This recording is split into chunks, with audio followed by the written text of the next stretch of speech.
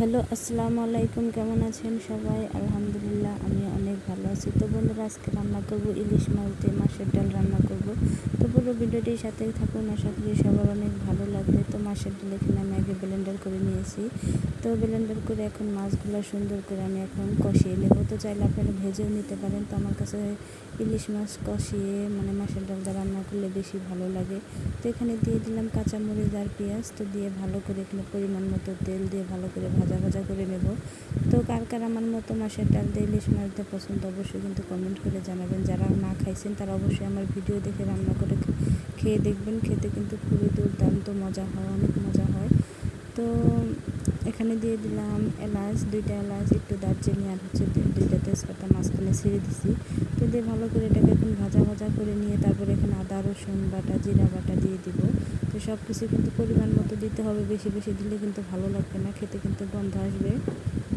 তো আমরা গ্রামের মানুষ হাত দিয়ে দিতেই পরিমাণটা ভালো বুঝি, চামচের চেয়ে। তো হাত দিয়ে অল্প অল্প করে দিলাম। তো তারপরে এখানে দিয়ে দেবো হলুদের গুঁড়া, মরিচের গুঁড়া, ধনিয়ার গুঁড়া, পরিমাণ মতো লবণ। তো সব কিছুই ভাব মতো দিতে হবে। তো আপনারা যেরকম ঝাল খান তো সেভাবে দেবেন, যেহেতু মাছের ডাল, তারপরে মাছ আছে, একটু ঝাল না হলে ভালো লাগবে না। তো এখানে তারপরে আমি কাঁচামরিচ অনেকগুলাই দিয়েছি। তো দিয়ে এখন তারপরে এখানে মাছগুলো দিয়ে সুন্দর করে কষিয়ে নেব। তো তারপর আমি এখানে পরিমাণ মতো পানিও দিয়ে দেবো।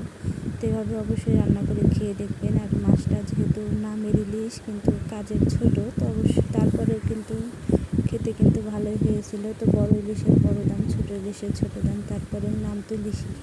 তো খেতে কিন্তু খারাপ হয়েছিল না, ভালোই হয়েছিল। তারপরে একটা মাছের পিস আমি কিন্তু ডালের সাথে একটু ভেঙে দেবো, যেন আর একটু সেন্ট আসে। ছোটো ইলিশের তো এত সেন্ট আসে না। আর মাছের ডালটা আমি আগেই গুলে পানি দিয়ে একটু নেড়ে চেড়ে নিয়েছি। আর শুকনোটা দিলে তো দলা পেকে যাবে, এর জন্য আমি পানি দিয়ে সুন্দর করে গুলিয়ে তারপরে এখানে ছেড়ে দিলাম। তো এখন ফাইনালি আরও পানি দেবো, যেহেতু সেদ্ধ হবে মাছের ডাল। একটু ডাল তো একটু বেশি জাল না হলে ভালো লাগে না। তো এখানে আমি একটু পরিমাণ মতো পানি দিয়ে দিয়েছি। তো তারপরে এখানে সোমবার দুবার কিছুক্ষণ রান্না করে নেওয়ার পরে তো আমার কিন্তু ডাল মোটামুটি হয়ে গেছে। তো এখন আমি দিয়ে দেবো সোমবার। তো সোমবারের জন্য এখানে দিয়ে দিলাম রসুন, আস্ত জিরাও দিব, পরিমাণ মতো তেল। তো যেহেতু একবার তেল দিয়ে কষানো হয়েছে, এখন পরিমাণ মতো অল্প তেল দিলেই হয়ে যাবে। তো বন্ধুরা, আজকের ভিডিওটি আপনাদের কাছে কীরকম লাগলো অবশ্যই কিন্তু কমেন্টে জানাবেন। তো আমার ভিডিও যদি ভালো লাগে অবশ্যই লাইক, কমেন্ট, শেয়ার, ফলো করতে একদম ভুলবেন না। তো আর আজকের রেসিপিটা কীরকম হয়েছে অবশ্যই কিন্তু কমেন্ট করে জানাবেন। অনেক কষ্ট করে গরমের মধ্যে আপনাদের জন্য রান্না করতেছি। তো আপনাদের দেখানোর জন্য খাবো তো আমি, কিন্তু দেখানো আপনাদের, তো অবশ্যই কিন্তু কমেন্টের মাধ্যমে জানিয়ে দেবেন। তো এখানে ভালো করে এখন একটু ভাজা করে নিতে হবে রসুন, তাহলে সে সোমবার হবে, সুন্দর একটা সেন্ট আসবে। আর এখানে কিন্তু ধনের পাতাও দেওয়া হবে, মাছের ডালে কিন্তু ধনের পাতায় বেশি স্বাদ।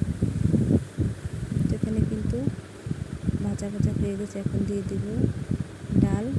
তো রৌদ্রের কারণে আসলে কালারটা এরকম এসেছে। আজকে মাটির চুলায় রান্না করতে যাই নাই, তো আজকে ঘরেই রান্না করতেছি। প্রচুর পরিমাণ রোদ উঠেছে, রোদে আর ভালো লাগতেছে না, রান্না করতে মন চায় না। পেট তো আছে, রান্না করে খেতেই হবে।